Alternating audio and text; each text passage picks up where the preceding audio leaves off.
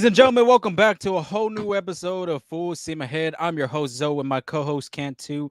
On the other side, how was the weekend? How's it going? How are the vibes? Good. It was a good weekend. But before I go over the weekend, I just want to tell all of Houston to stay safe out there with this tropical storm, soon to be hurricane. Hopefully, you got all your reinforcements, water, supplies. I know I went to HEB this morning and it was already getting kind of hectic out there. So hopefully, everybody's good for that. But overall, it was a good weekend. It was my father-in-law's birthday party. I smoked some chicken. I did some fajita. Everything came out pretty good. Damn, so you were in charge of the pit on his birthday gathering Yeah, party, he basically. yeah, like I was like right now he was going through a bit of like having to get truck and house fixed at the same time, so that was pretty pricey. So I was like, I'll put in the meat, don't worry about it. And then yeah, I was in charge of making it. Damn, look at you, son-in-law of the year over here, trying to get owed Trying to get the dad-in-law. points. Trying to get the points. But yeah, like what Angel said, overall, I mean, hopefully everybody in Houston is staying safe at this difficult time because it's hurricane season barely starting and it's starting barely on what's the name of it? Burrow? Burrow, yeah, Yeah, Hurricane Burrow. Burrow. Some Burrow. yeah, it starts with the B. It's barely in the B's, man. We're not even close to like the H's, the mid part of the alphabet, not even the end part. It is the barely the beginning of the alphabet. So yeah, like you said, AJ. Hopefully everybody's staying safe. Everybody get their belongings. Hopefully everybody went to Costco the day before. And Sam's Club is included, getting all the stock, making sure everybody has all the supplies, with all the drinks, the food, generators too, being with a bunch of gas having on the side just in case the power goes out. Because you never know. Because in Houston, all of a sudden the power just likes to go out. All of a sudden, Yeah. from a winter storm, from a tropical storm. But like Angel said, yeah, everybody needs to be safe, take How was your weekend though? precaution. My weekend overall, good. Just chilling back, watching the weekend series for the Astros against the Minnesota Twins, taking notes here and there. As the title of our episode is episode 194, the Astros take a twin beating, 6 consecutive series that they have won, and unfortunately in this series against the Minnesota Twins, they did lose that one. And we talked about it. It's going to be a tough competition for the Astros to see where they're at going into the month of July, taking care of business against the Toronto Blue Jays, and then facing a team like the Minnesota Twins, who possibly could be a potential Yeah. wild card or win the AL Central in their respective division. But there was a good team overall that they had over there. What I would say about their team is their bottom part of the order is pretty damn good. Yeah. Byron Buxton, Matt Wallner today, Christian Vasquez all played a pivotal part in this game, in the series finale against the Twins. The Astros just did come up short in that one, but a lot of things to get into because we're going to talk about the recap a little bit more. But now switching over to like the Ronel Blanco not making the All-Star team, that is very shocking. I like when I saw the selection show on ESPN. I was figuring out that Ronel Blanco was going to be one of those guys as a reserve, as the starter, or anything like that. And he was not on the list. Very shocked. We'll get into much detail here as we have our objectives on the side of the screen. Like I said, recap that twin series. Ronel Blanco, who's invited to the Carne Asada, the Miami pitching preview, the last final homestand for the Astros before the All-Star break. So what do they need to do better? Train station injury news around the horn. Very stacked. Um, a bunch of topics today on our episode. But Angel, before we get started, let everybody know where they can see us and where they can follow us. Absolutely. If you ever want to hear our podcast, if you don't catch us live, if you miss us, especially now when people are getting ready for the hurricane, like you might have missed this episode, well, you can tell your friends they can catch us on Apple Podcasts and Spotify Podcasts as well.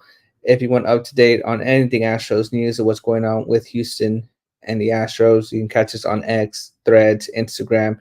Catch some reels on Instagram and watch some videos on TikTok as well. But yeah, it's good to be back. And I think, yeah, take it away, Zoe. Yeah, I already hear the rain coming in. So make sure you head to your local HEB.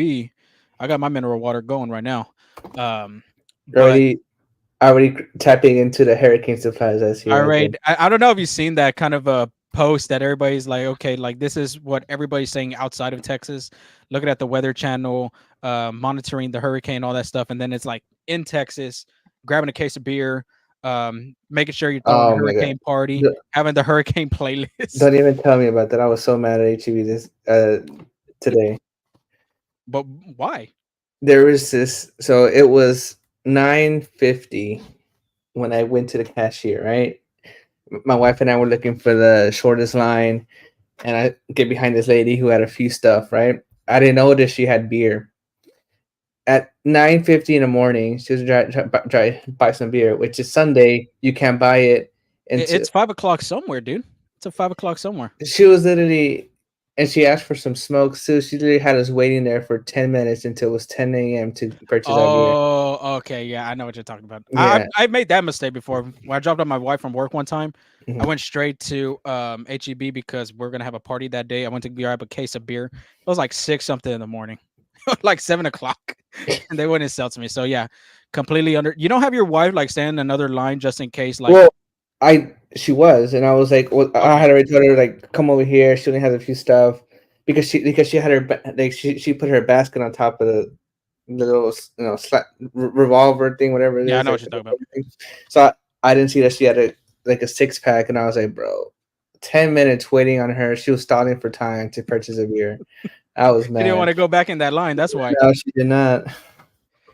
Well, it is 5 o'clock somewhere. Hopefully, you are having a hurricane party. Being safe though, doing it and cracking a cold one. Join it with us. If you're on Twitter, make sure you switch over to YouTube and hit that subscribe, hit that like button for all our videos on YouTube. Then you won't miss all the content that we're putting out. But Joshua, of course, is on the chat with us. What's going on, Josh?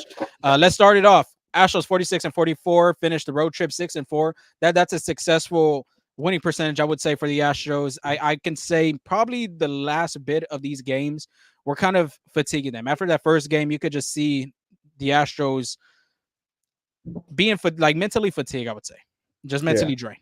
So it's not an excuse because they had chances, not just from the second game, but even the series finale against the Twins to come up with the series win. But it is what it is.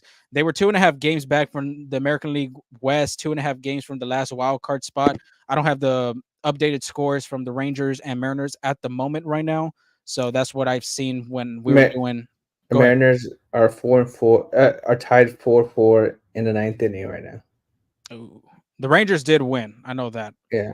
So just have to continue observing that. Maybe the Astros do pull ahead in that American League West before the All Star break. So you never know. But like I said, recap that Twin series. Let's start off with the positives. Angel, 2 out hitting. I think it was a great observation seeing the Astros do an amazing job in situational hitting, hitting the ball over, getting the runner in. Wherever there's a hole between first and second, or short and third, or even the gaps down the line. I think the Astros did a fantastic job doing that in game one. You've seen that from Jeremy Pena. Cesar Salazar continuing to boost up his RBI production. I've Yeah. noticed you've seen that. He's had 7 or 8 RBIs and like in his 20 at bats, which is So pretty good. he has 6 RBIs right now. Honestly, no, honestly, he's only had one game this season where he has not registered an RBI. Wow. Was Yeah. that in the beginning of the season? I feel like that's like the very, very beginning. June 29th Oh, against the that's not too Mets. far. That's Yeah. not too far. No, I'm But sorry, 2 games. I missed 2 games. It was against Baltimore and the Mets. still good, man. I mean, he's Yeah. bringing the solid contact. Like I said, he does have a little sneaky pop, but the contact is there for Cesar. Jose Altuve also giving an RBI single. Scary situation on him. We'll talk here in a minute. Jake Myers RBI double. Alex Bregman RBI double. Jose Altuve another RBI single. This series they just did a fantastic job doing that situational hitting with 2 outs or less. And unfortunately, they just didn't win the games. I know they were 1 for 6 with runners in scoring position in both Saturday and Sunday's contests with 6 men left on base. But overall, I would say the Astros did a pretty good job in that type of, hitting scenarios and hitting situations that coaches really go over through before the games. Yeah, I mean, it was really good. That first game, getting as much offense as possible, not letting off the pedal, knowing it was a bullpen game, like that was really crucial, and it came out to be the difference maker as adding runs when they can. Like you said, that 2 out hitting, and just that clutch hitting, that situational hitting is something the Astros have struggled on.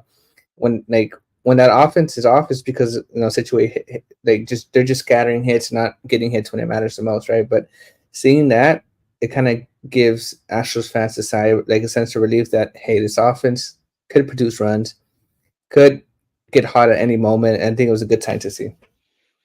Yeah, Joey Loperfido have a little broken bat, double down the line, literally hit the chalk. Yordan Alvarez hit in the opposite field. I think it was a double, I would say. Mm-hmm. I know that hit down the line as well. Just a little bit of solid contact here and there. It wasn't even the long ball that much in that game. Alex Bregman did hit his 175th career home run.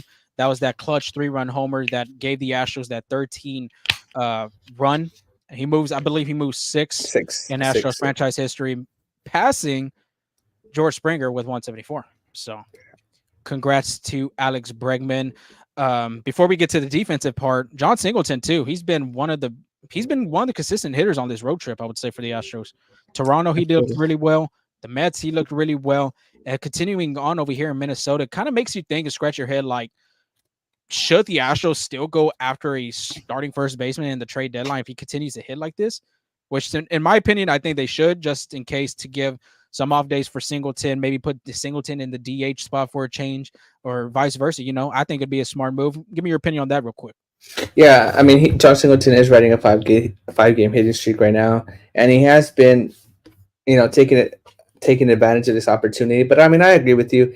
I feel like just how you can never have too much pitch, you can never have too much offense as well, especially since he struggles against lefties. Getting a getting a good right handed hitter, even a left handed hitter that can has those reverse splits would be crucial.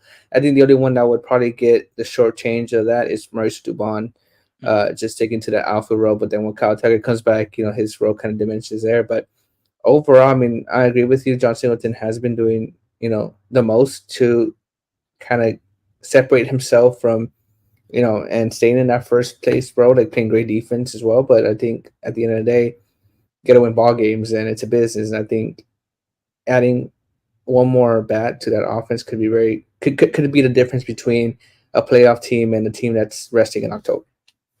Definitely. I think it could be beneficial for the Astros adding another first baseman. But Mauricio Dubon, real quick, speaking of him, 231 his last 7 games. He hasn't been really sharp. He has hit really well with runners in scoring position, like always, this past season. But as of right now, he's been struggling a little bit. He's been overly aggressive, I would say, at that first pitch. Yeah, If you look at every at bat he's been taken on, he's really been attacking that first pitch strike. And usually it's either a pop up in the infield or a fly out to the outfield or even a ground ball. But yeah, maybe a day or two, day breather, 2 days of rest for Mauricio to kind of get his head going. Just like that, they're going to have this off day on Monday. See, I wonder if the Astros are going to travel back to Houston with this hurricane or yeah. tropical storm kind of developing right now. I was thinking about that because you know how we covered the Astros. When they're here in Houston, I was saying to my wife, what's crazy is like the Astros beat writers. I don't know if they're going to be here tomorrow or tonight, or they might have to be delayed till Tuesday just because of all the storms that are coming in. So that'd be crazy, pretty crazy. So I yeah, remember that. Real quick, I remember the A's one too. You remember the A's when that storm kind of hit Minute Maid Park, and it was like raining inside the juice yeah, box with the roof closed. I did not go that one. I want to say you didn't either no, I did not. for that storm. So it's kind of like had to be precautious and safe on the other side because like they say, don't what's it called? Turn around, don't drown. Yeah, Yeah, basically. basically. So you got to be careful and cautious when you're on the roads in Houston. Yeah, so I mean, I guess we wish all the Astros like safe travels back home, and all the media that covering the Astros over there. Hopefully, they come back safe. Definitely. And since we're talking about Jon Singleton, the defense was on display in these 3 games. A little bit of this defensive miscues as well. Let's get those out the way. Cesar Salazar overthrowing, and he was kind of rushing that throw to Jon Singleton and got passed through him. Luckily, a run didn't score in that situation.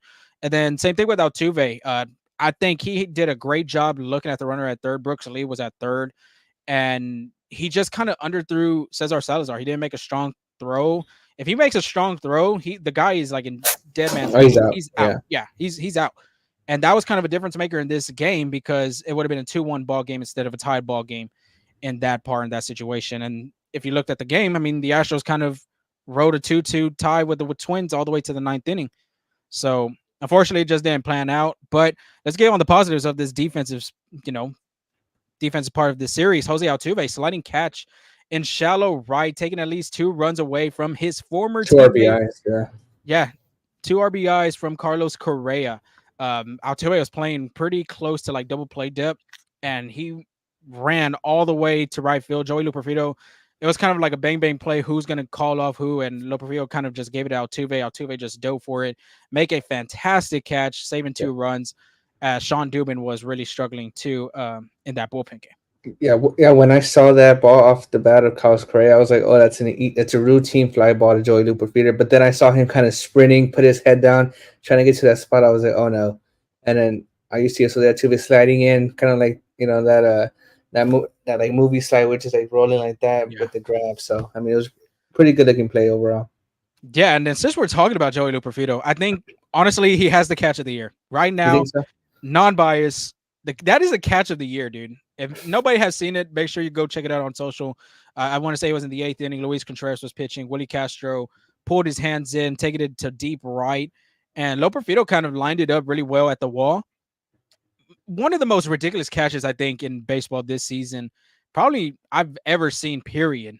Watching baseball, guy catches it in the air, comes out of his glove, and his eyes are just laser focused on the ball, and he grabs the ball with his hand. I mean, that is hand-eye coordination at its finest Absolutely. right there. Cat like Um, reflexes. exactly. So I honestly, not like I said, not being biased, that is one of the most impressive catches I've ever seen in my life. I mean, and there's been a lot of catches, throughout baseball history. But I think that has to be at the top for sure. The funny thing too is the ball didn't even hit the wall. And Joe Spada went to challenge the play. He didn't necessarily have to because it was an out either way. Yeah. But I think just for the web gem of Joey Luperfido getting the recognition he deserves through all these, sports platforms, that's a top 10 gem. That is number one on sports, and there has to be. The crazy thing about that catch is if he doesn't even make that catch, there's still an out at the play. Just like even if I'm sorry, like even if the ball hits the wall and then hits the ground, because it was really quite Castro. You said that was what that hit it, right? Yeah. So it was like a bunch of confusion on the base pass, which makes sense, right? Because it was just an extraordinary catch. So when Joe Loperfido catches it, right, pops off his glove, Christian Javier comes back to first to tag or to get back. Willie Castro passes him in the base pass. So even if he doesn't make that catch, Willie Castro's out regardless. But I'm glad that they challenged it just to like savor that moment of Joey Mhm. Loperfido's outstanding catch. I think you said Christian Javier. You meant Christian Vasquez, right? Christian Vasquez, yes, there you go. Yeah, Christian Vasquez. Oh, there was a lot of miscommunication on the base pass for him. He got thrown out at first. He almost got thrown out at first again. Well, thrown out at second. He was trying to stretch a double, and luckily he got back to first in time. But yeah, and then to cap it off on this defensive series for the Astros, Jon Singleton making that leap and grab. The big man could get up there, dude. Looking like Air Jordan catching that damn ball, snagging that ball in the air, showing the bunnies and everything like that. And it was crucial because Spencer Rigetti was going through the 5th inning, and if he allows a hit, he comes out of the ball game and not finishes the 5th. And luckily, Jon Singleton making that save for him, getting through 5 and saving kind of that bullpen, I would say, too, for the Astros. It really helped out a lot for his starting pitcher. Yeah, but I think obviously, like I think Astros fans hope for a series win, but I think Astros are in a good place. But the biggest news of today, I think, happened after the game of Ronel Blanco not being named to the All Star game. I think honestly, that was a shock to me. I think, and I know we had this conversation off air about when we talked about Ronel Blanco in the All Star. Our conversation was like when he goes to the All Star game, like he's like no doubt going to be an All Star, right? And after they brought out the reserves and the start and the pitching, I was completely shocked. But before I get into the numbers and you know crunching between like comparing numbers, this is per Channel Rome regarding Ronald Blanco's situation. So he said Corbin Burns, Trey Schoolboy, Tanner Hawk, Garrett Crochet, and Seth Lugo all made the All Star team via the player ballot. So the players voted for those guys. Mm-hmm. Logan Gilbert and Tyler Anderson were selected by the league and the only representative from their team. So this is Major League Baseball nominate them, and then they got a little heads up because of their representative. Cole Reagans was selected by MLB. Now let's compare some stats. Ronald Blanco is fifth in ERA. He has a 2.9 WAR, which if you don't know what WAR stands for, wins above replacement. He's 8-3, 2.53 ERA, His breaking ball value, run value is at 100%. So literally the top best of the best. Tyler Anderson, 4.1 WAR, 8 and 8, 2.81 ERA. Cole Reagan stats 2.9 WAR, 5 and 6 record, and 3.28 ERA. Logan Gilbert from the Seattle Mariners, 2.64, 5 and 5, and 2.91 ERA. After after those few comparisons, you could easily say Ronel Blanco is in that category. Like, I think you could even exchange Tyler Anderson and have Ronel Blanco, and no one's going to question that about it. Honestly, even Cole Reagan's. I think Ronel Blanco's having a good season but better than Cole Reagan's and Logan Gilbert. But that's just my 2 cents. I mean, like, I know we were fortunate enough to, you know, have a closer look at Ronel Blanco, but I'm still shocked. I know those guys put in the work too. I'm sure they deserve All-Star berths as well, but it's kind of like crazy that Ronel Blanco's not in there. Yeah, and like you said, it's shocking, honestly. And when you put that, Chandler Rome had tweeted out that Corbin Burns, Scooball, Hook, or Hawk, or however you would say Tanner's name, Guerrero Crochet, and Seth Lugo, I think those guys all Yeah, deserve it. Seth Lugo's absolutely. having one of the best seasons of his career. Corbin Burns continues to pitch as a Cy Young. Tariq Scooball looks like a Cy Young award winner this year. If you look at Tanner's numbers too as well, he looks like an all-star. And then Garrett Crochet, he's having a phenomenal season so far for the White Sox Yeah, there's no this year. question about those guys. Exactly. No complaints. Completely understand. The only ones, and like you did compare the stats, is Logan Gilbert, Tyler Anderson, Cole Reagans. Cole Reagans is a number one name that you're going to hear out there, especially for the Kansas City Royals. And what he did in the second half of last year was pretty phenomenal for the Royals. But if you look at the numbers, like you were saying, and compare his numbers, it looks like both him and Ronel Blanco are kind of even. So I'll give the benefit of the doubt for Cole Reagans. Logan Gilbert, I'm going to give him the benefit of the doubt as well. He's one of the best pitchers in the American League West. He's a number two guy or a number one guy. Well, actually, he's the number two, I want to say, for the Seattle Mariners starting rotation. Everybody knows the Mariners rotation is one of the best in the American League. Tyler Anderson is going to be the guy I want to say. Nothing against him at all. But I honestly think Ronel Blanco should be in over Tyler Anderson. ERA, like you're explained right there, 2.53 ERA. Tyler Anderson, 2.81 ERA. So 4.1 WAR, which is understandable. Blanco, 2.9 WAR, 8.8 record. Blanco has an 8.3 record. And then to cap it off, too, the opponent batting average this year in the American League, guess who leads that category? It's Ronel Blanco.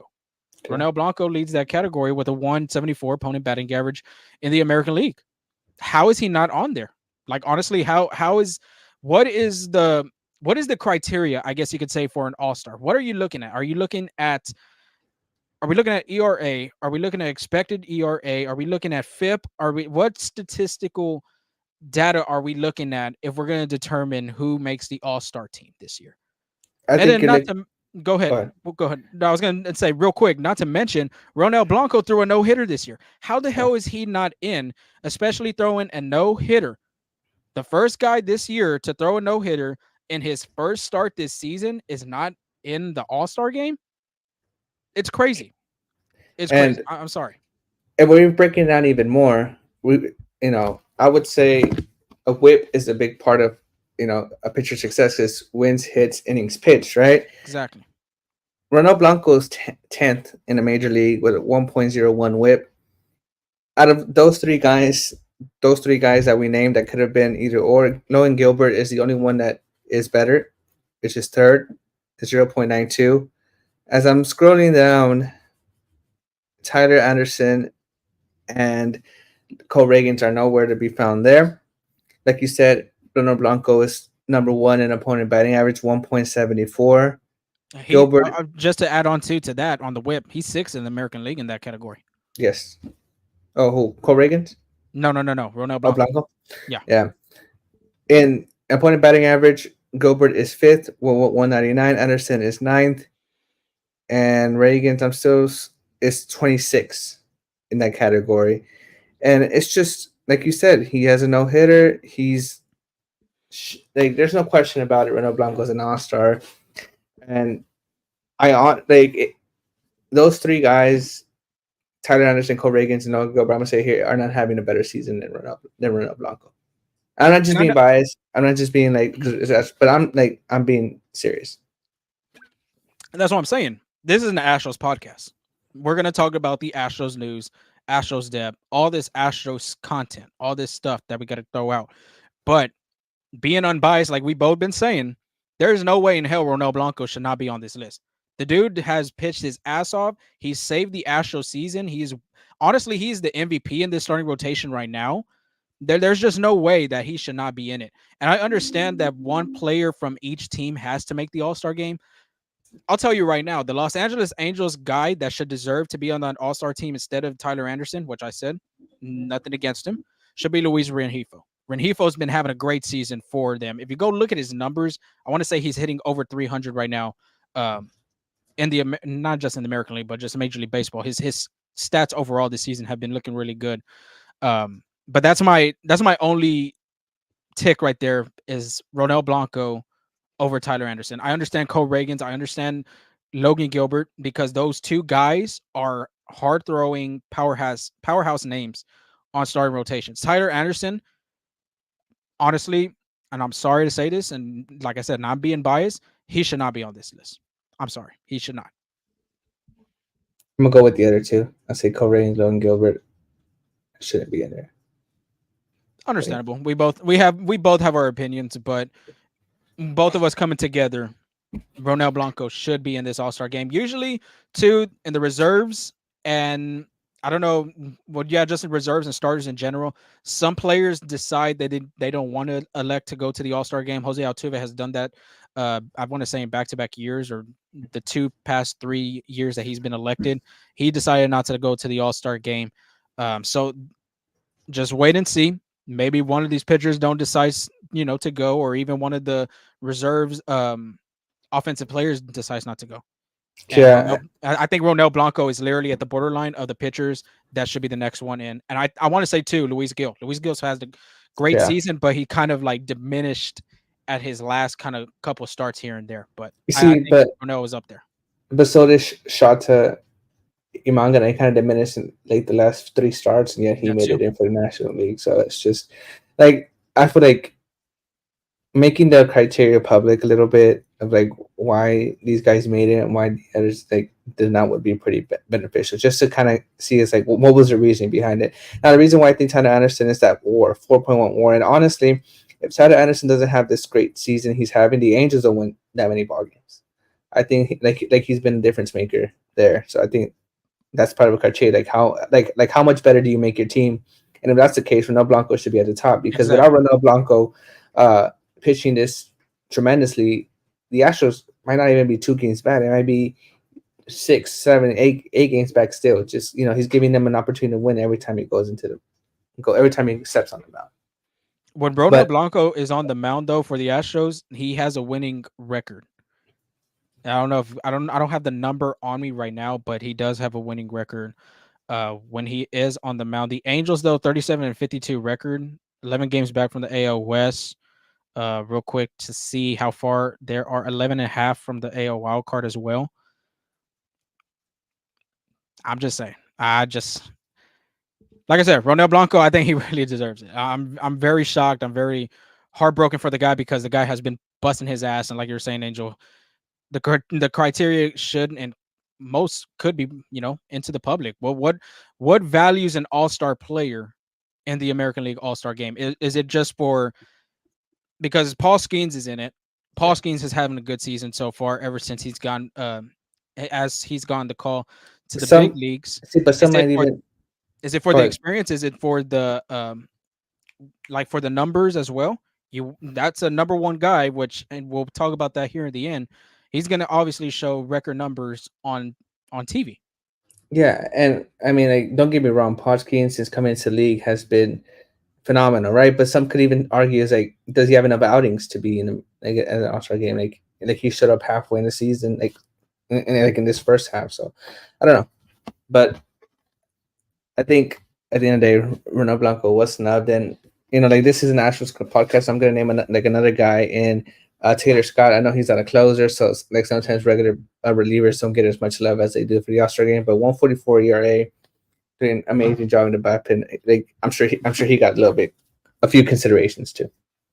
You think they should like kind of like categorize it like instead of relievers, should they put like relief pitching and closers in different categories instead of having Clay Holmes as a closer, Manuel Clase as a closer. Who are the other American League? Mason Mason Miller, Miller, but he's yeah. done a really great job. Kirby Yates has done a pretty decent job with the Rangers, filling in for Jose Leclerc in this past season. That's four closers right there. Yeah, so usually it's all starters and like three or four closers. But I mean, I wouldn't be against it. You know, like it always looks good on like on a resume for these relief pitchers. It's like, hey, I'm an all star.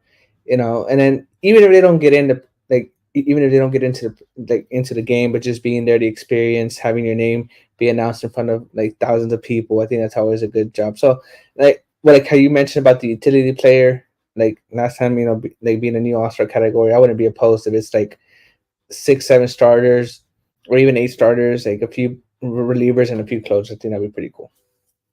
Definitely. But you know, just to end it on a good note, Kyle Tucker has been named an All-Star reserve for the Houston. I think that was for the Astros. I think that was kind of expected. In 60 games this season, Tucker's hitting 266. He has 57 hits with 11 doubles, 19 home runs, 40 RBIs, 10 stolen bases, and a 979 OPS. I think, but well deserved there. He is the third-time All-Star, so it's, you know, again, just building up to that resume, kind of, you know, giving more reason to the Astros to sign him long term. You know, just, you know, doing what he has to do on the field. I think unfortunately, if he doesn't get hurt, and unfortunately he did get hurt, I think he's 20 home runs in, looking at maybe 50 RBIs and 15 stolen bases, like kind of going halfway to that 30-30 season already. Shit, I think he has more than 50 RBIs. I think he's in the 60 category. Could be. I wouldn't doubt you there. Yep. But I mean, so let's move on to the Carne. I know we've been kind of like very adamant about this. Very vocal. Yeah, very there you vocal. go. Very vocal on this like on the previous two categories. But let's move on to the Carne Asada. I know it's kind of stormy and not Carne Asada, you know, atmosphere today. So we're gonna do some. Who's gonna be bringing some different desserts today to the potluck, to the hurricane? You know, like what hurricane snacks is each guy bringing this time? So we're gonna be doing. So beginning with Alex Bregman, he's gonna be bringing those Nerds clusters because they're goaded. Those are goaded snacks. This would be Alex Bregman. He was 4 for 12, 1 run, 1 RBI, 4 RBIs. In May 1st, Alex Bregman was batting 195. Talk to me to July 7th, up in the 250s, batting 251. Really turned it around. Alex Bregman did, and you know, any offers that Alex Bregman provides is gonna go a long way for the Astros this season, for the Astros offense. Johnny Diaz kind of looks like a chip guy, so he's been bringing some those jalapeno lays. He went 6 for 13, 4 runs with a double.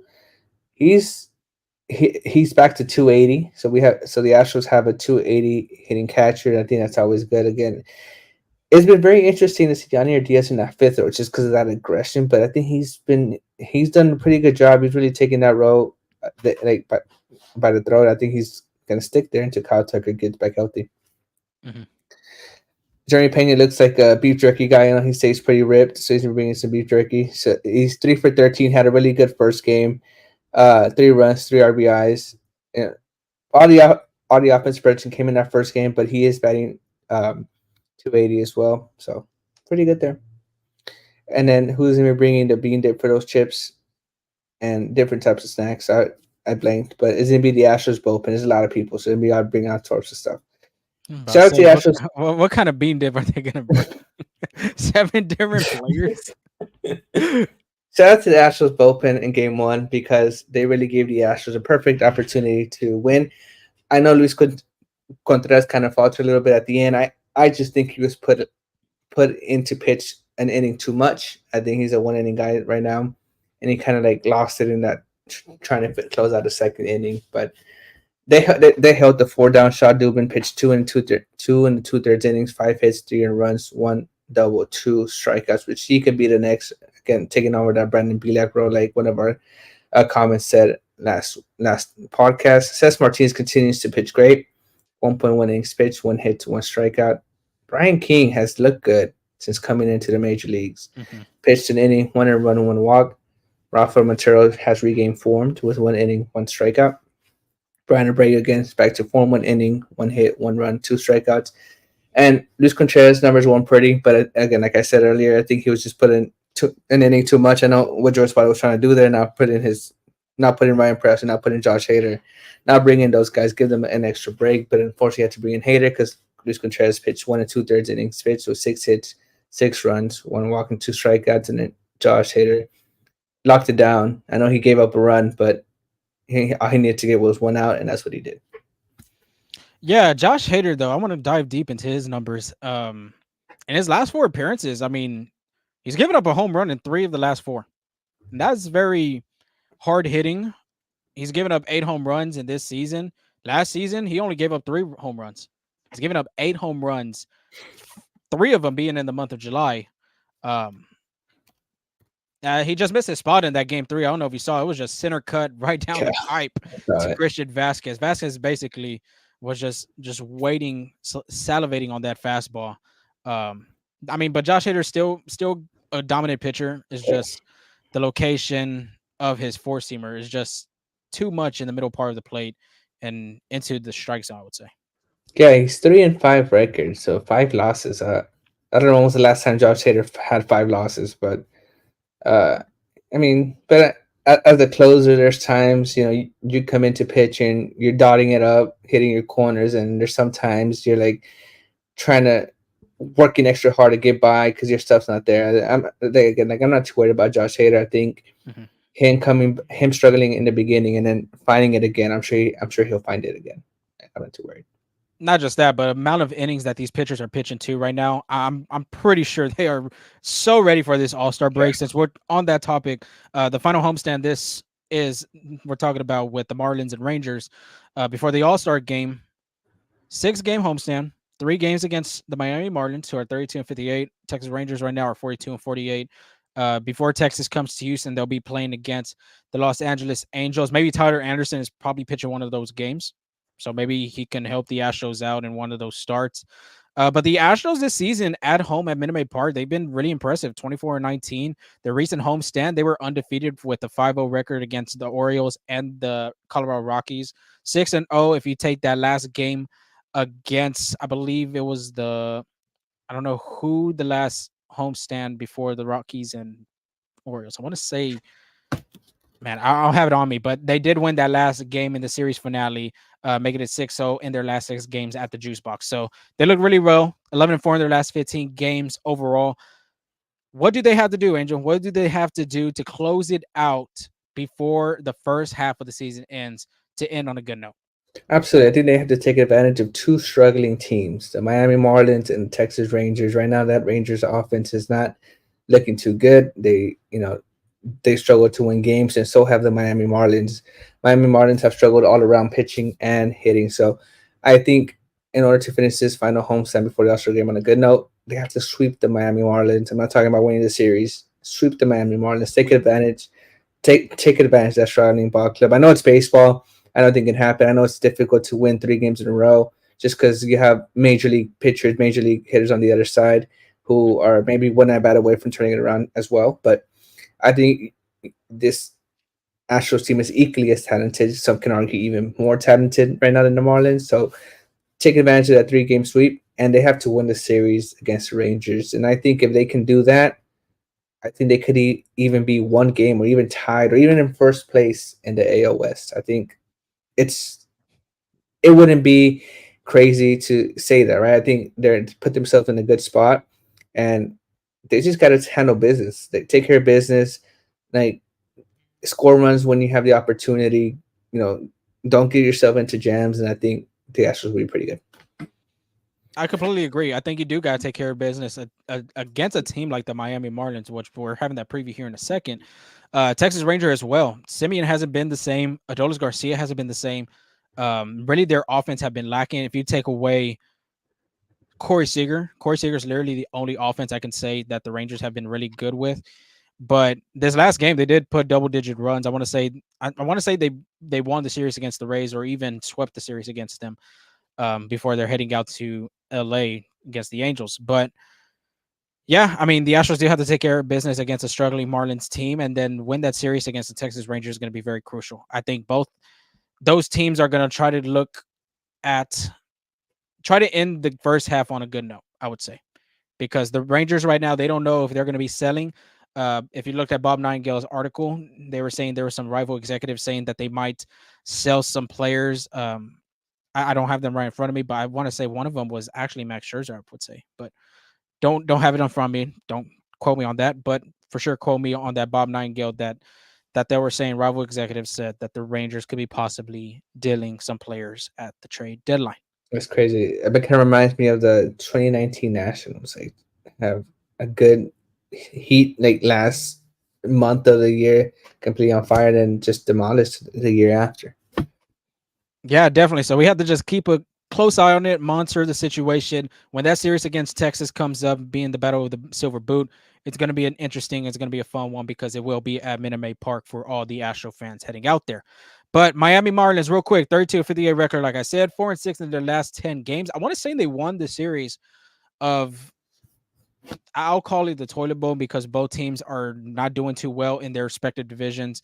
And they did win the series against the Chicago White Sox. They're last in the National League East, tied for the worst record in the National League as well with the Colorado Rockies. But Monday, there will be no game. Tuesday, we'll have that start off on Dollar Dog Days. I can testify that's Angel's favorite day to go to the Astros ball game. 7:10 start time. Trevor Rogers, a 1.9 record with a 4.91 ERA. He'll be going against Ronel Blanco, a 3 record with a 4.88 ERA. That doesn't sound right. 2.53 ERA for Mr. Blanco. Rogers last start versus Boston, 3 innings, 5 hits, 2 earned runs, 3 walks, 6 strikeouts. This was a guy in 2020 and 2021. He had all-star potential. Yeah. And then after that, it's kind of like he fell off the map. He's been struggling with ERA, struggling with command, injuries as well. I think the last 3 seasons he had an ERA over 4. But don't let the numbers fool you. Prior to that start, he did pitch 3 straight quality starts. He has a 4-pitch arsenal with the 4-seamer being 31.3% of the time. And then you're going to see a mixture of all these other 3 pitches: the sinker, the changeup, and the slider. All of them being 24.1, changeup 23.1, and the slider being 21.4. So he likes to mix his pitches a lot after the 4-seamer.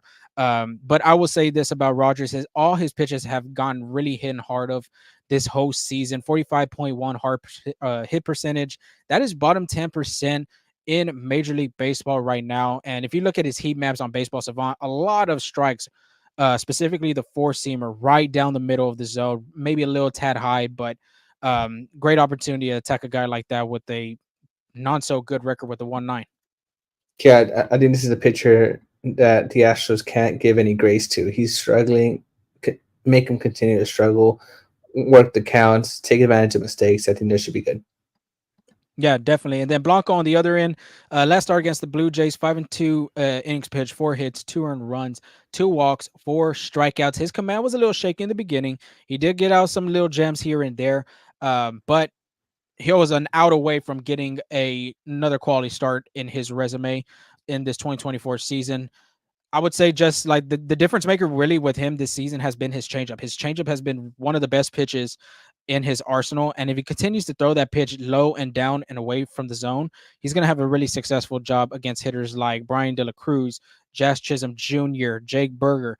If he does all of that right, there should be no problem for Ronel. And I guess this could be a motivational game for him too, not seeing his name on that All-Star ballot and pitch a gem to show those guys like, hey, you missed out on me. I should be on this roster just like all these other guys. Man, you take the word right out of my mouth. I was gonna say exactly the same thing at this start, and he might have another. He might pitch Sunday against the Rangers. I think so. He might have either this start to prove Major League Baseball wrong and like show that he deserved to have his name in that graphic that they made in the All-Star game, and there should be no doubt about it.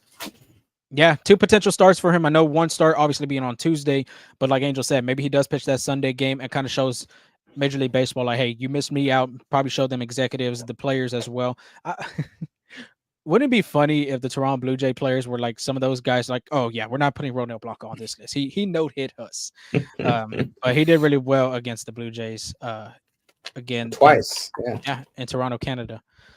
Wednesday start time 7:10. Brian Hoeing for the Marlins with a 0-1, 199 ERA. Framber Valdez has a 5.5 record with a 321 ERA. Hoeing, on the other hand, he is a right-handed relief pitcher. We've talked about this before. A lot of relief pitchers coming in to start some games this past season. The last start against the Chicago White Sox, he did throw 3 innings, 5 hits, 1 earned run, 1 walk, 4 strikeouts, threw 46 pitches, 32 of them were strikes. So he was very consistent in the strike zone, making a lot of hitters chase or miss. Um, but this will be his second start this season. This is going to be his 10th in his major league career. I think this is three. Yeah, I think he debuted in 2022. So in his 3-year career, he's going to make his 10th start. He has a 4-pitch arsenal as well, just like Trevor Rogers: sinker, splitter, slider, four-seamer. You're probably going to see a lot of the sinker, 51.6% of the time. Has a 4 positive run value on it. Throws in the low part of the zone, but a lot of hitters kind of have success against it. 277 opponent batting average. An expected batting average with the sinker is a 344. So the Astros have a really great chance to attack that sinker low in the zone. I know with Richard, is it Richardson Woods or is it no? It's Woods or Richardson. He threw a Mhm. lot of changeups in the game in Game 3 of the series finale against the Astros. His fastball command wasn't there, so he was throwing a lot of changeups in the lower part of the zone. I'm not saying the changeup and the sinker are the same pitch, but they do have similar movement, being the sinker having faster movement than the changeup. So maybe the Astros can do a little bit of homework there and see what Hoeing got. But Valdez, real quick, on the other hand, last start against the Blue Jays, 6 innings, 9 hits, 3 earned runs, 2 walks, 4 strikeouts. He does lead Major League Baseball inducing the ground ball double play, which that is his bread and butter. 100 percentile, getting the ground ball percentage. Sound like a broken record talking about Framber Valdez on that. But this could be the last start for him in this first half of the season. Let's see if he can make it a strong start and get on a good note. Yeah, kind of like what we said with Hunter Brown and Spencer Getty facing the Rockies. I think for Framber Valdez, he needs to use the Marlins as a stepping stone to turn the season around. I know he's been kind of struggling to stay consistent, struggling with command a little bit, and I think this is kind of like from last year too. In that second part of the season, I think for Valdez, making sure he does the little things right against the Marlins can go a long way turning the season around. Take advantage of the struggling offense, do what you got to do, and it can probably turn your season around. Yeah, real quick, I'm looking at 2022 post All-Star break. He was phenomenal in 2022. 92 record, 302 ERA in the second half of the season. 2023, that's a different story. Let me pull it up. I have it Yeah, right here. 2023 is when he struggled mightily after the All Yeah, Star break. 5.5 record with a 4.66 ERA. Pre All-Star, he was 7.6 with a 2.51 ERA. So maybe this could be kind of reversed. Maybe it Yeah, could be reversed for Framber Valdez. As I did say, he had a 4-something ERA. He has a 3.84 ERA. That's on my fault on my end. Like I said, 7.5 record. Maybe vice versa this year for La Grasa. But Thursday, 7:10 start time, which I was shocked. I thought that would have been a day game just to get the Marlins out of town. 7:10 start time. Roderick Munoz for the Marlins, 1-3 record with a 5.48 ERA. It is to be announced who the Astros are going to throw, but my educational guess is I think it's going to be Jake Bloss. yeah, I, I I think really, so too. I really am very confident on that. I'm really 95% confident on that actually. But let's give you the Munoz numbers real quick. Last start against the Phillies, 4-2 innings pitched with a 5 hits, 2 earned runs, 2 walks, 4 strikeouts. Made a relief appearance in his last outing, but his back-to-back appearances, he's only given up 2 earned runs. He has a great fastball velocity pitch. However, he does lose a lot of command with that pitch. The average fastball on that is 95 to 97 miles per hour. He does struggle to stay consistent. Like I said, the command hasn't been there. 12.3 walk percentage. That is bottom 10th percentile of the league. So the Astros did a really good job against Woods Richardson, um, being selective, being disciplined at the plate, not chasing out the zone a lot. Um, I will say Yonder Diaz did a lot of that, but other players like Myers and McCormick working counts like that. I think it's going to be very important for the discipline to show out with a guy like this that likes to walk a lot of players. But to finish it off, he does get hit hard a lot, has a 5.26 expected slugging percentage, a 3.79 WOBA. His expected ERA, it's not a 5.48. It should be a 6.03 because of the hard hitting contact that these opposing players do against him when he's on the mound. And to end it on a good note, against left handed hitters, specifically, we're going to talk about Yordan Alvarez. Jon Singleton, who's been hitting the ball really well against lefties. He has a 309 opponent batting average with a 741 opponent slugging percentage, a 472 WOBA, and he's given up 19 earned runs with 10 home runs in against left-handed hitters. So great opportunities for the big man. Great opportunity for Jon Singleton to attack this guy. We will have some updates with Yordan Alvarez. Maybe he does get into this lineup in this series. But great opportunity, great series overall for the Astros. You got two of your best pitchers. I would say I'll say Framber Valdez is one that he's really looked really good in these past couple starts. Ronel Blanco, of course, doing Ronel Blanco things. Like I said, maybe a motivational kind of start for him in this outing in Tuesday. And then Wednesday, like I said, not Wednesday, Thursday, Jake Bloss possibly being that guy to be on the bump. And obviously the Marlins haven't seen nothing from Jake Bloss. So really Yeah, interested to see what they do. yeah, and we do have some updates on Yordan Alvarez. Joe Espada said that Yordan Alvarez has a right knee contusion. So he's sore. So like right now we're just waiting to see a little bit more of what's going on with that. But Saturday after the game, Alvarez said, "My knee is pretty inflamed right now. At the moment, I got hit in the same spot there a couple of weeks ago, and the inflammation of that one hadn't fully gone away. My knee is in a lot of pain right now, but we'll see how I feel tomorrow." So I know he got hit, like you said, he got hit multiple times there, and he wasn't really available to speak to the media today. But uh, this is what Joe Espada had to say. He said he's doing well, he's sore, getting treatment, he's getting to go to the cage and try to take some swings, but he was pretty sore this morning. Given the history of Jordan Alvarez's knee problems, he did have like surgery a few years ago, and now this. Are you concerned with Alvarez missing a long period of time, or you think it's one of like, just got to let this way and go down, probably miss a series, but then be back? Then what do you think on that? It's the Rice method, I think. It's just kind of resting at this point. Like I said, thank God the Astros have an off day on Monday that gives Yordan Alvarez an extra day of rest. Obviously, he wasn't in the lineup in Sunday's matchup, but it just gives him that time to rest, ice, all that type of stuff. I'm not really I'm not too concerned about the injury. Like he said, it was pretty inflamed. He's been hit there before, which is I'm trying to see when was the last time he was hit there. I don't have like the video on it, but he's already gotten hit twice. If I'm looking at it, I had it right here. Gosh, he's already gotten hit 3 times in July. He was already hit twice in June. I don't know. I don't have the total numbers on me, but I mean, shoot, he's almost at double digits and being hit by pitches this year. Yeah, Blue Jays hit him So twice. yeah, so not really concerned at the moment for him, but it's just kind of the things that you just got to relax, rest, ice it up.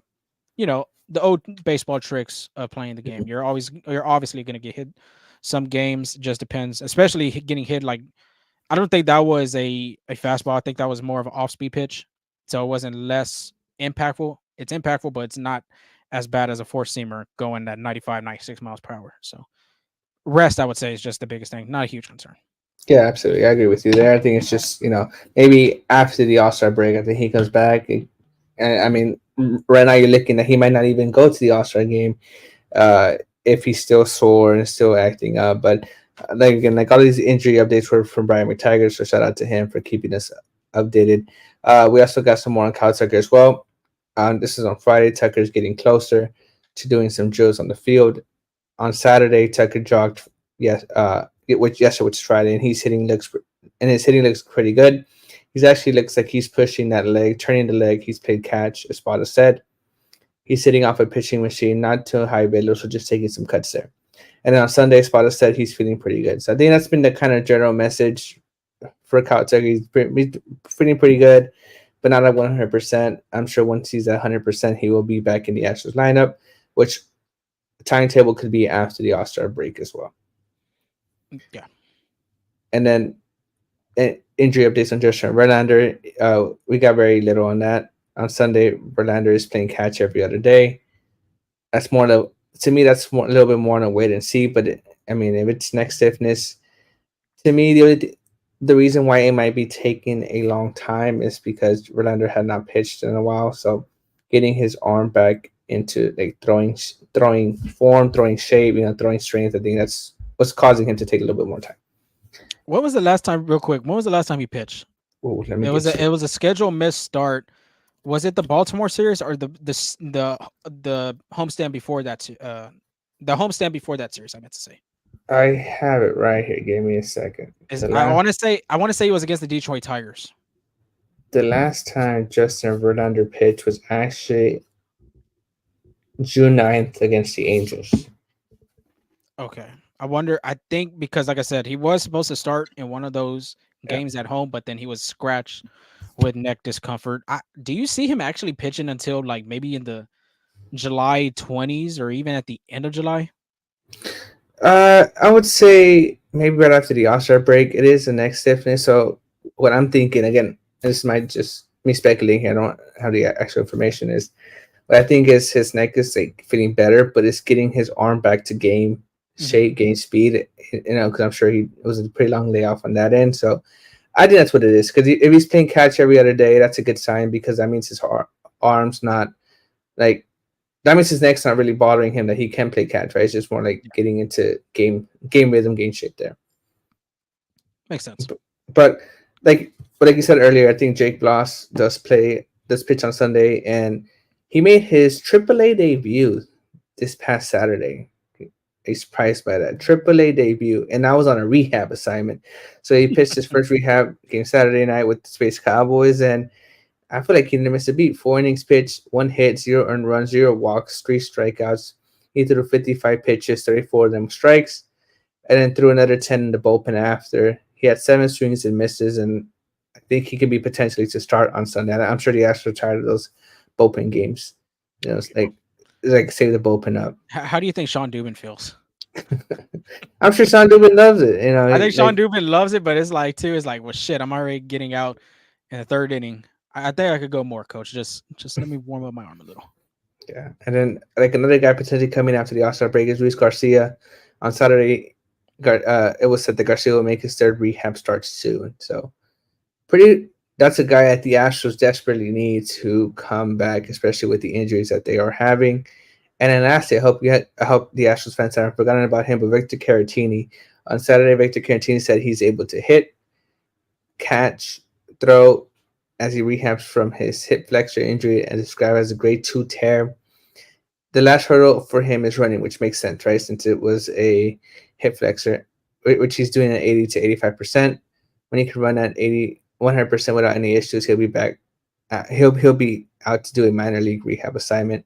This is what Caratini had to say. If it was good, he said, "I'm getting better every single day, trying to take it step by step and hoping to rejoin the team soon." So I think there's some positive signs coming out from the injury report this time. A lot of guys that are close to returning, and I think once those guys come back, I mean, the Astros got to 2 games back without these guys, you Yeah. know, contributing as much. And I think once they come back, watch out. Yeah, Luis Garcia is going to be interesting to see. I'm curious to see what the Astros are going to do with Jake Bloss when Verlander and Garcia come back. Obviously, they're going to have to make some roster moves. Do you possibly see Jake Bloss turning into a bullpen row, or do you think they're like, you know what, let's put him down on the farm, let's get him that consistent starts in an everyday basis? What do you think about that? I'm gonna go with the second option you said. I think they option him back to the I'm sure AAA this time. Yeah, Option him back to AAA and just work on his form, get ready. It's a long season. I'm sure he's been caught up in September, and get ready for next year. I don't see him on the like if they do make it to playoffs. I don't see him on the playoff roster just in case maybe there's an injury that he has to be in there. But I think just get ready for next year because I think he's going to have a great opportunity to make the team. Just like Spencer Getty did in spring training, I think he can be a shine in spring training. He can come back and make a statement in the league.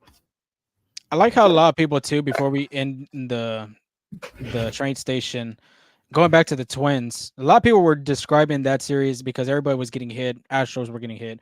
Um, Twins were getting hit. Everybody would thought it was intentional. I'm like, there's no intention to any of these players. Spencer Getty specifically missing his part of the zone. His command wasn't the best in this start against the Twins. Hitting Kyle Farmer, he hit Carlos Correa too.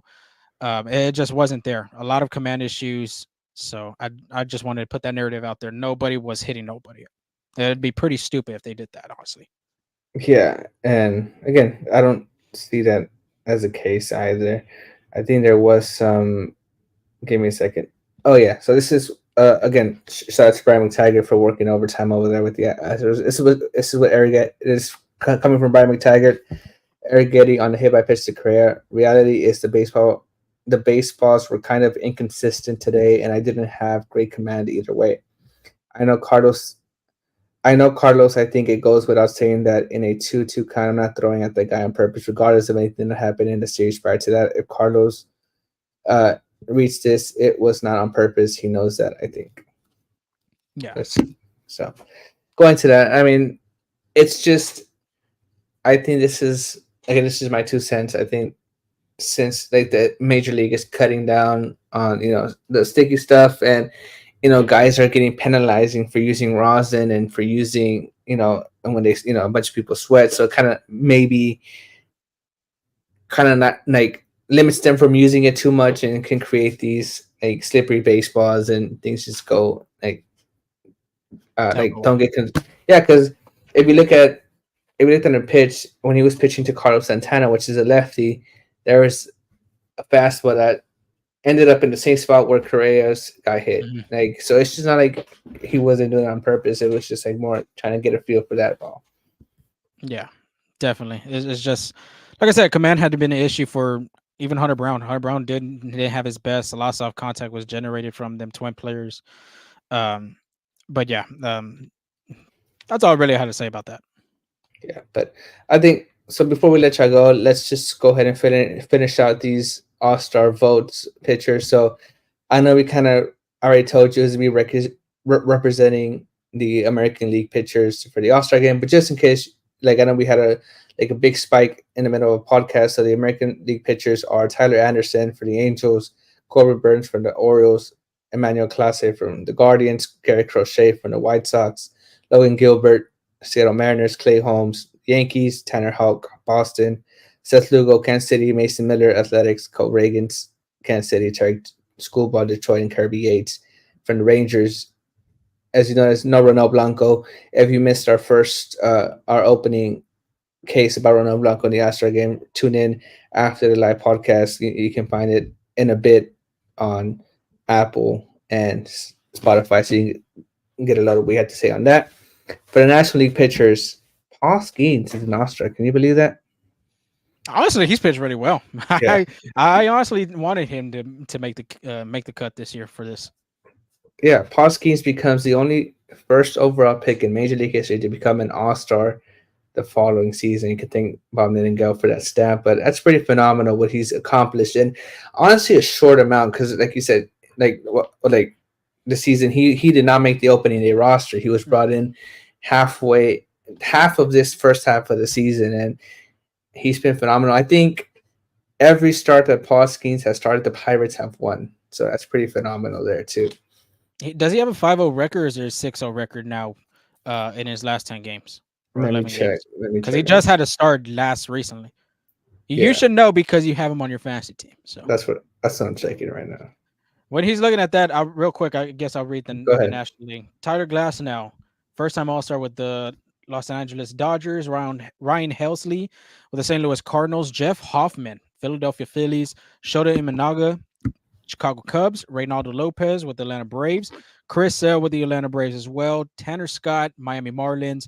Matt Strom with the Philadelphia Phillies. Ranger Suarez with the Good. Philadelphia Phillies. Robert Suarez, which they are not related. San Diego Padres, Logan Webb from the Giants, and Zach Wheeler from the Fighting Phils. That's a pretty stacked lineup of pitchers, relievers, and closers. Absolutely. I think they're gonna give a run for that, a run for the money to the American League All Star offense. But Paul Skeens is 5-0, 2.12 ERA, 101 WHIP, and 78 strikeouts. Pretty And phenomenal. real quick too, when we're talking about this, if you want to jump in and said who gets snubbed, I know one in the top of my head besides Ronel Blanco, Anthony Santander should have been in it as an outfielder. He's had a hell of a season. If you know Christian Walker. anybody, Christian Walker's another one at first base. If you know anybody or you could think of anybody at the top of your head, by all means, drop it in the comments. We'll put it up there as we're getting the last bit of these reserves off the list. Yeah, so let's talk about the National League reserves for the on the offensive part. C.J. Abrams, well deserved Yes. on that one. First time All Star, had a phenomenal season. Pete Alonso, I don't know. I think Christian Walker should have gotten it over him. Luis Arraez, Mookie Betts, he's hurt, so I'm sure he's been replaced by somebody. Mhm. Eddie De La Cruz, surprisingly, he was not a starter. He's been pretty good. Well, Trey Turner's. Yeah, Well, Trey Turner though too has been battling with injuries this year. yeah. To me, Eddie Cruz had a really good opportunity to be a starter for that. Freddie Freeman for the Dodgers, Teoscar Hernandez for the Dodgers, Ryan McMahon the Rockies, Jackson Merrill, San Diego, Marcel Zuna from the Atlanta Braves, Heliot Ramos from the San Francisco Giants, Ryan Reynolds Pirates, and Will Smith Dodgers. Dude, Will Smith almost killed my fantasy team this week. I'll be honest with you. Getting up 4 home runs. Tony, we answered your question. Angel, did Marcel Ozuna make it? Absolutely, he did. Yeah, I'm surprised he wasn't a. Well, yeah, I'm kind of not shocked about it because Shohei Otani Yeah, is the DH, but Marcel Ozuna has been hitting the damn ball really damn well. yeah, absolutely. And then the American League reserves: Carlos Correa, former Astro, Carlos On the Correa, list. Rafael Devers, Jaron Duran's well deserved too, is having a great season. Hmm. David Fry, Riley Green, Josh Naylor, Isaac Perez, again, well deserved. I think he was snubbed last year, so now Yeah. getting in this year. Shout out to him.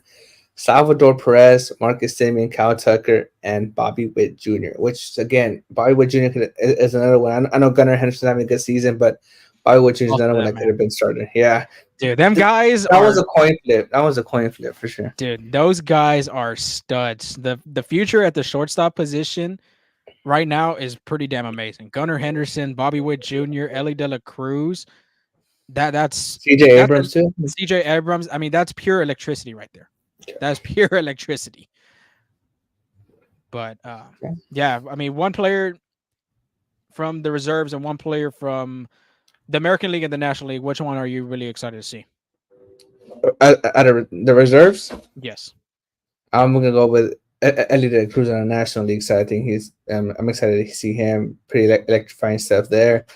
And then for the American League Reserve, let me go with Bobby Witt Jr. I think he's been like pretty phenomenal this year. If Gunnar Henderson not having the season he is, clear cut. Bobby Witt Jr. is a clear cut starter in the American. In the Okay. And since you'll pick those players, I don't want to pick the same ones as you got. But for American League, for me, it's Jaron Duran. I mean, he's had a yeah, really hell of a season for Boston. Still, stolen base numbers are there, contacts there, power. His defense is really good. Really, really great all around player, I guess you could say, for Mr. Duran. And then the National League reserves, man. I mean, CJ Abrams, I'm really excited to see too. Luis Arraez, I don't want to pick because he's always excited to see. Give me Teoscar Hernandez, honestly, the yeah, former Astros prospect. Give me yeah. him. I think he's had a hell of a season with the Los Angeles Dodgers. I think that's been a hidden gem for the Dodgers to pick up because he wasn't the same when he was traded from Toronto to Seattle. And I mean, just nothing was going right for him over there with the Mariners. And getting this free agent deal with the Dodgers signing with them, he's looked like one of the best players on their team, besides taking away Shohei Otani and putting away Mookie Betts and Freddie Freeman, which them are 3 MVPs right there I just named. Teoscar Hernandez is playing like an MVP for their team right now. Man, it's also crazy thing about what could have been the Seattle Mariners offense if Teoscar Hernandez, like if they could have found a way to keep Teoscar Hernandez. Like he's been, like you said, lights out for the Dodgers. You mentioned MVP for that team could have been a difference maker for the Seattle Mariners who's struggling to score runs on offense Yeah, and even Jared Kelnick, I don't know if you've seen him. He's been slugging over there with with the Braves. the Braves. So Yeah. yeah, missed opportunities for the Mariners right now. As Josh Rojas is a pretty decent player for them, but offensive wise, they haven't been the same really this season. But that is the end of our show, man. An hour and 9 minutes, which will be 10 minutes by the end when we close this out. But we appreciate everybody sticking around. I mean, great audience like always. Like I said, episode 194, Astros did take a twin beating, ending their 6 consecutive series wins. But if you haven't followed us already, You go right should. there. Social media, exactly. X, Twitter, whatever you want to call it. Um, as well as Instagram, FSA Full Steam Ahead, and having a great following audience on there. TikTok, we're still building it up. We have our reels, we have our shorts, our TikTok videos as well with player interviews and different types of content on there from our pod. So if you haven't followed us there, make sure you go out there and follow us on that. If you're on Twitter, which a lot of majority of our people are on Twitter watching us from the X. If you're on there, make sure to go to YouTube, hit that subscribe button, then you won't miss any of the videos. If you did miss the first part, the middle part of the video, make sure you go subscribe and go to that video. We'll have all the our objectives out, all the topics out right there on our video. Make sure you hit that like button as well. And then podcast platforms, Spotify and Apple, you already know we're there. Make sure you go give us a rating, a review, some comments, some feedback. We love hearing the feedback from each and every one of y'all. But Angel, you have anything else before we sign off? No, I'm gonna copy Tony Yayo and just wish everybody stay safe out there. You know, stay home. Don't drive in flooded waters, and just be safe. If the full steam ahead family and us wish y'all the best in these storms. Like you said, turn around, do not drown.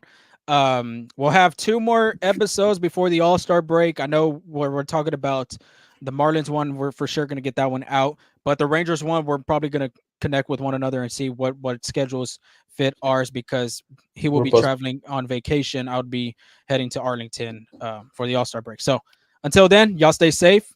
Y'all have a blessed and safe start to your week, and we'll talk to y'all later. Peace.